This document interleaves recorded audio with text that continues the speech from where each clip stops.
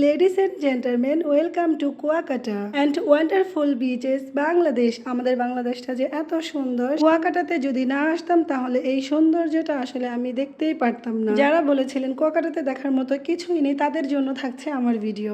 আসসালামু আলাইকুম, Afrin blog and kitchen থেকে সবাইকে জানাই স্বাগতম। তো আমি ঢাকা থেকে এই প্রথমবার বাইক রাইডারে চলে যাচ্ছি আমরা একদম কুয়াকাটাতে। আমরা এই প্রথমবার বাইকে করে এত বড় একটা লং জার্নি করব, সেই পুরো অভিজ্ঞতাটা আপনাদের সাথে শেয়ার করব।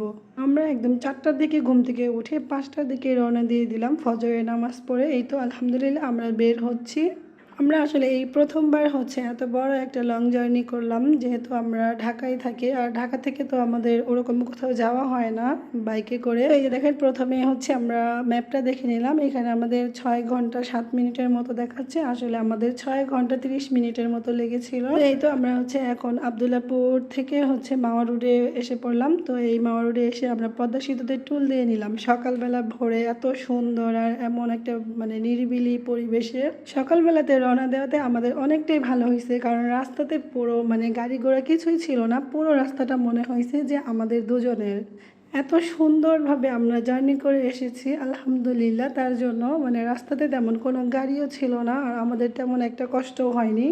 তো কুয়াকাটাতে যাওয়ার জন্য কিন্তু প্ল্যানটা আমার হাজব্যান্ডের ছিল। আর এই তো আমরা একটু নেমে মাদারীপুরে এখানে নেমে আমরা সকালে নাস্তাটা করে নিয়েছি। ওইখানে যদিও আমরা ভালো কোনো হোটেল খুঁজে পাই নাই, তো ভালো কোনো হোটেল পাইনি, যেটাই পাইছি আলহামদুলিল্লাহ ওইটাতেই নাস্তাটা করে নিছি। আর এই যে হলো পায়রা সেতু, এই পায়রা সেতুতে যাওয়ার জন্য আমাদের আগে থেকে প্ল্যান করা ছিল। তো আজকে যেহেতু আমরা কুয়াকাটা যাচ্ছি, তো এই পায়রা সেতুর উপর দিয়ে গেলাম। এইটাতে একটু ভিডিও করে নিলাম, তারপরে ওইখানে একটু রেস্ট করলাম, রাস্তায় দাঁড়ালাম।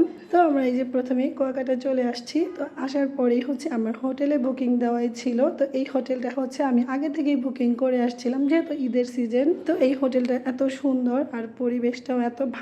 তো এখানে আমরা বাইকও রাখতে পারছি, যেটার কোনো চার্জ আসলে নেওয়া হয় নাই। এটা কিন্তু একদম কুয়াকাটা বিচের থেকে বরাবর আসলেই রাস্তার পাশে এই হোটেলটা। আর এই হোটেলের বাইরের দিক দিয়েও সুন্দর, যেমন ভিতরে ওরকম সুন্দর। আমাদের বাইকটা আমরা এখানে রাখছি। তো আমরা হোটেলে ফ্রেশ হয়ে আমরা সাথে সাথে আবার বের হয়ে যাচ্ছি বিচে যাওয়ার জন্য, যে দেখি যে কক্সবাজারের মতো এমন সুন্দর কিনা। যেহেতু আমরা কয়েকবার কক্সবাজার গিয়েছি, তো আমার কাছে মনে হয়েছে যে কুয়াকাটাতে আসলে অন্যরকম। তো দেখেন মাশাআল্লাহ, একদম ঠিক কক্সবাজারের মতোই। তো অনেকেই বলেছিলেন কুয়াকাটাতে আসলে দেখার মতো কিছুই নাই। তো আমার অভিজ্ঞতা থেকে আমি বলবো কুয়াকাটাতে আসলে দেখার মতো অনেক কিছু আছে, যদি আপনি ভালোভাবে ঘুরতে পারেন।